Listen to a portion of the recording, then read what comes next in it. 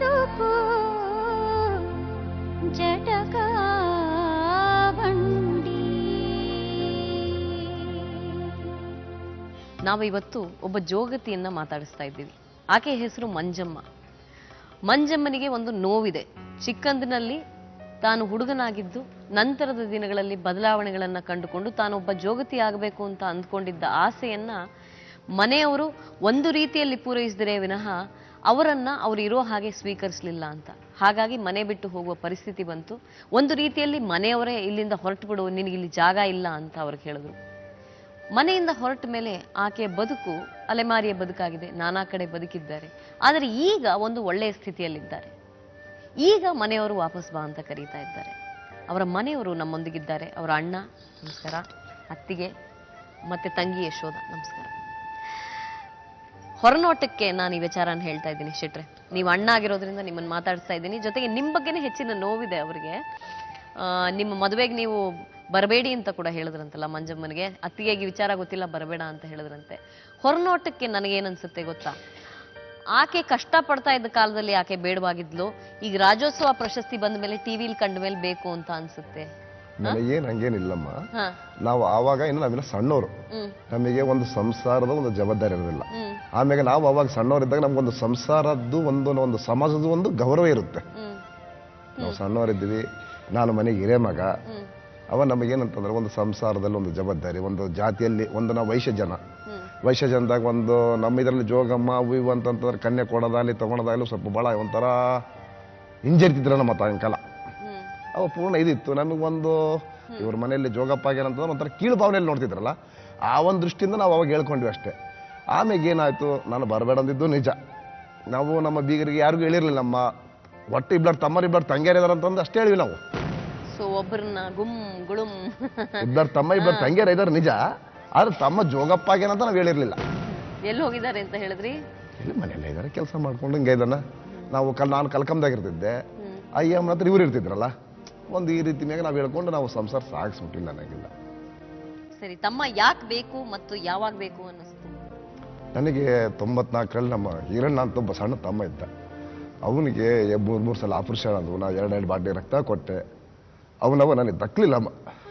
ಅವನವ ದಕ್ಕಲಿದ್ದಾಗ ಅವಾಗ ಆತ ತೀರ್ಕೊಂಡು ಹೋದ. ಆತ ತೀರ್ಕೊಂಡು ಹೋದ್ಮೇಲೆ ನನಗೆ ನನ್ನ ತಮ್ಮ, ಈತಾದ್ರೆ ಒಬ್ಬ ತಮ್ಮ ಅಲ್ಲ, ಏನೋ ಆಗೋಯ್ತು ಹೋಯ್ತು ಬಿಡ್ತು ಜೀವನದಲ್ಲಿ, ಅದು ಮುಖ್ಯ ಅಲ್ಲ. ಈಗ ನನಗೆ ಇರೋದು ಒಬ್ಬ ತಮ್ಮ. ಈಗ ಆ ಒಂದು ಭಾವನೆಯಲ್ಲಿ ಅವಾಗ ನನಗೆ ಅವಾಗ ಮನಸ್ಸು ಪರಿವರ್ತನೆ ಆಯ್ತು.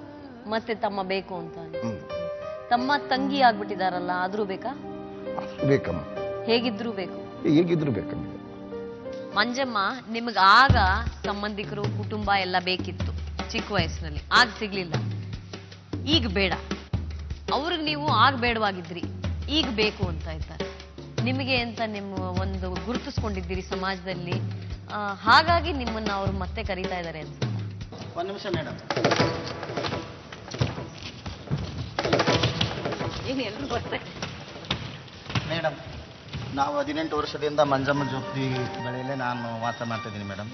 ಮಂಜಮ್ಮ ಜೋಗ್ತಿ ನಮಗೆ ಒಂದು ತಾಯಿ ಸರಿ, ಒಂದು ಮನ್ಯಾಗ ಅಣ್ಣ ತಮ್ಮ ತಂದೆ ತಾಯಿ ನೋಡಲ್ಲ. ಅಷ್ಟರ ಮಟ್ಟಿಗೆ ನಮಗೆ ಏನೇ ಕಾಯಿಲೆ ಬರಲಿ, ಏನೇ ಇದಾಗಲಿ ಎಲ್ಲ ಆಸ್ಪತ್ರೆ ಕರ್ಕೊಂಡೋಗಿ ನಮ್ಮನ್ನೆಲ್ಲ ಚೆನ್ನಾಗಿ ಇಷ್ಟು ದಿನ ಭಾಳ ಇದರಿಂದ ನೋಡ್ಕೊಂಡಳ್ರಿ. ಈಗ ನಾವು ಯಾವುದೇ ಕಾರಣದಿಂದ ಅವ್ರ ಅಣ್ಣರ ಬಳಿಗೆ ಹೋಗೋಕ್ಕೆ ನಾವು ಬಿಡಲ್ಲ ಮೇಡಮ್. ಶೆಟ್ರೆ ಮತ್ತು ಮಂಜಮ್ಮ, ನಾನು ಸುಮಾರು ಮಾತಾಡಿದ್ದೀನಿ. ಅಂದ್ರೆ ನಿಮ್ಮ ಪರವಾಗಿ ಅವರು ವಿರುದ್ಧವಾಗಿ, ಅವರ ಪರವಾಗಿ ನಿಮ್ಮ ವಿರುದ್ಧವಾಗಿ. ಇದರಲ್ಲಿ ನನ್ನ ಸ್ವಾರ್ಥ ಏನೂ ಇಲ್ಲ. ನಿಜಾಂಶ ಏನು ಅಂತ ತಿಳಿಯೋದಕ್ಕಾಗಿ ನಾನು ಮಾತಾಡಿದ್ದು.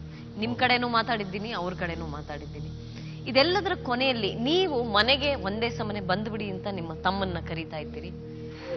ಅವರ ಹಿಂಜರಿತ ಏನಪ್ಪಾ ಅಂದ್ರೆ ಒಂದೇ ಸಮನೆ ಅವ್ರು ಬಂದ್ಬಿಟ್ರೆ ಮಿಕ್ಕವ್ರ ಗತಿ ಏನು ಅನ್ನೋದು.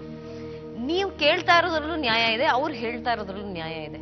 ಇದೆಲ್ಲದರ ಕೊನೆಯಲ್ಲಿ ಏನ್ ಅನ್ಸುತ್ತೆ ಅಂದ್ರೆ, ನಾವು ಚಿಕ್ಕಂದಿನಿಂದಲೂ ನಮ್ಮ ಆಕಾರದಿಂದ ಅಥವಾ ನಮ್ಮ ರೂಪದಿಂದ ಅನೇಕ ಟೀಕೆ ಟಿಪ್ಪಣಿಗಳಿಗೆ ಒಳಗಾಗ್ತೀವಿ ಮನುಷ್ಯರಾಗಿ. ನಮ್ಮ ಸಮಾಜದಲ್ಲಿ ನಮ್ಮೆಲ್ಲರಿಗಿಂತ ಇಂತಹ ಅಸ್ವೀಕೃತಿಗೆ ಹೆಚ್ಚಿನ ನೋವನ್ನು ಅನುಭವಿಸೋದು ನಿಮ್ಮಂಥವರು. ಅಂದ್ರೆ ನಮಗಿಂತ ಹೆಚ್ಚು ಸಮಸ್ಯೆಗಳಿರುವಂಥದ್ದು ನಿಮ್ಮವರಿಗೆ, ನಿಮ್ಮ ಸಮಾಜಕ್ಕೆ.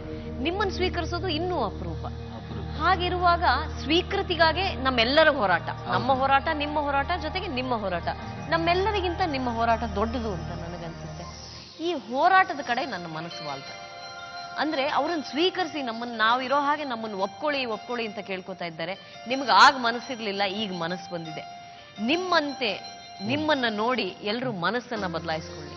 ಆದರೆ ಮಂಜಮ್ಮನ ದುಡಿಮೆ ಏನಿದೆ, ಹೋರಾಟ ಏನಿದೆ, ಅದು ಅವರ ಸಮಾಜಕ್ಕಾಗಿರ್ಲಿ ಅಂತ ನನಗನ್ಸುತ್ತೆ. ನೀವು ನಿಮ್ಮವ್ರ ಜೊತೆಗೆ ನೀವು ಮುಂದುವರಿರಿ. ನಿಮ್ಮ ನೃತ್ಯ ಹೀಗೆ ಮುಂದುವರಿಲಿ. ನಿಮ್ಗೆ ರಾಜ್ಯ ಪ್ರಶಸ್ತಿ ಬರಲಿ, ರಾಷ್ಟ್ರ ಪ್ರಶಸ್ತಿ ಬರಲಿ.